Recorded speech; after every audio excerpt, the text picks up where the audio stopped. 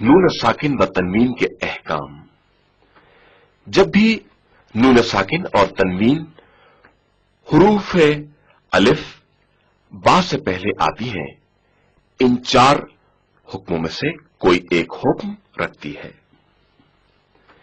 ادغام، اظہار، اقلاب،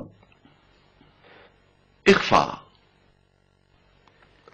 آج کے درس میں ادغام کے متعلق گفتگو کریں گے۔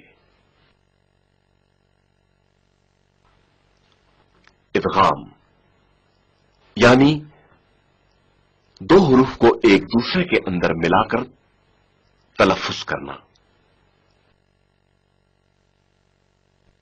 من يعمل، من يعمل، من يعمل۔ تلفظ کے وقت نون حذف اور یا کو تشدید کے ساتھ تلفظ کیا جاتا ہے۔ جب بھی نون ساکن یا تنوین حرف یرملون سے پہلے واقع ہو، ادغام ہوتا ہے۔ حروف یرملون یہ ہیں: یا، را، میم، لام، واو، نون۔ أتيناك بالفضل يا ذا الغنى وأنت الذي نكد المحسن. الله الله الله الله الله الله لا إله إلا الله. حرف یا سے پہلے نون ساکن کا ادغام۔ من يعمل، ادغام کریں گے۔ من يعمل، من يعمل۔ حرف میم سے پہلے نون ساکن کا ادغام۔ من ماء، ادغام کریں گے۔ من ماء، من ماء۔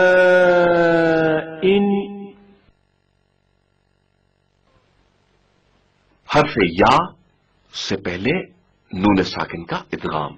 من يقول، ادغام کریں گے۔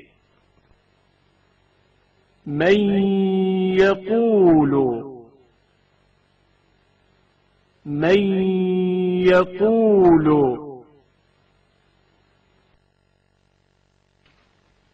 حرف را سے پہلے نون ساکن کا ادغام۔ من ربهم، ادغام کریں گے۔ من ربهم، من ربهم۔ حرف میم سے پہلے نون ساکن کا ادغام۔ من مال، ادغام کریں گے۔ من مال،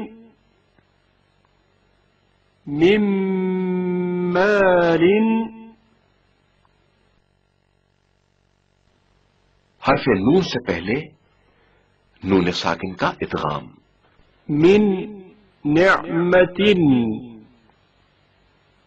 ادغام کریں گے۔ من نعمة، من نعمة۔ یہ جملے آپس میں نہیں ملیں گے، بلکہ نون ساکن پڑھا جائے گا۔ دنیا، دنیا۔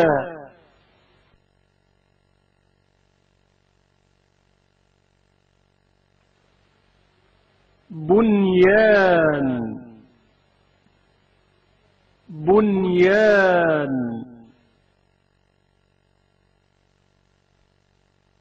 صنوان صنوان قنوان قنوان. اس درس میں حرف یرملون سے پہلے تنوین کی صورت میں ادغام کے متعلق گفتگو کریں گے. مثال کے طور پر کتابا یلقاہ ادغام کی حالت میں پڑھا جائے گا کتابا یلقاہ کتابا یلقاہ. حرف را میں تنوین کا ادغام غفور رحیم ادغام کی صورت میں پڑھا جائے گا غفور رحیم غفور رحیم. حرف میم میں تنوین کا ادغام صراط مستقیم ادغام کی حالت میں صراط مستقیم صراط مستقیم. حرف لام میں تنوین کا ادغام ہدن للمتقین حالت ادغام میں ہدن للمتقین ہدن للمتقین.